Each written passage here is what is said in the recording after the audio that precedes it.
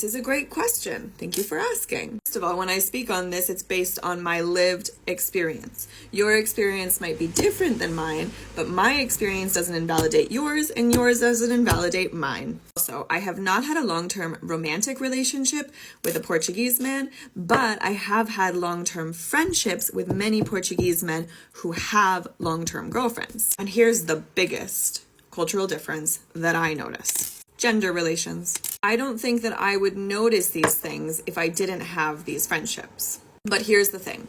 A lot of my male friends, Portuguese male friends, have girlfriends. But their girlfriends are their girlfriends. Their girlfriends are not their friends. Does that make sense? I feel as if there is a certain obligation to have a partner. And there is a certain obligation in any country that's not specific to Portugal. But the obligation here is that your partner is your partner. You have a partner because you need to have a romantic relationship with somebody.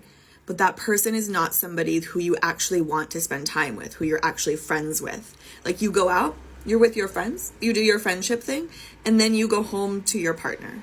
And that is absolutely 100% not a relationship that I'm willing to be in. A lot of people are, good for them. I see a lot of women on TikTok being like, I expect a man to pay for a date because it's not 50-50, we're not friends. And I'm like, absolutely 100%. The main thing that I'm looking for in a relationship is a friendship. I don't want to build a life with somebody who I don't see as just a very good friend, you know? I find that gender relations are tricky. I feel that when I go on dates with Portuguese men, for sure. It's like they're immediately trying to prove to me that like they could provide, that they can, you know, they're like, it's this machismo. It goes back to this machismo about it. And it's really off-putting for me. I don't like, yeah, I want you to be financially stable, but I don't give a shit if you can pay for the whole date. I mean, so can I. Cool.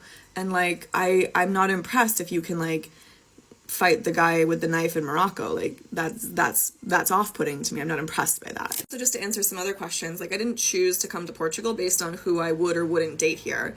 My choice had nothing to do with dating Portuguese men. Also, I do definitely like when I'm talking to people or looking at their online bios, I look for people who are not just well-traveled, but have actually lived other places. Even if it is for a short period of time, that can make somebody a little bit more relatable to my life. And then also on the flip side, you know, I also date people here who are not Portuguese because they're more similar to my lifestyle in many ways. Well, my preferences and based on my experience, luckily we don't all have the same preferences. Otherwise we'd all want to date the same person. We'd all be really boring, wouldn't it? Anyways, I'm going on my second date in a month. Fit check. My nails are chipped as fuck because my nail appointment canceled yesterday, but if you're watching this, don't worry, I still love you. Okay, bye.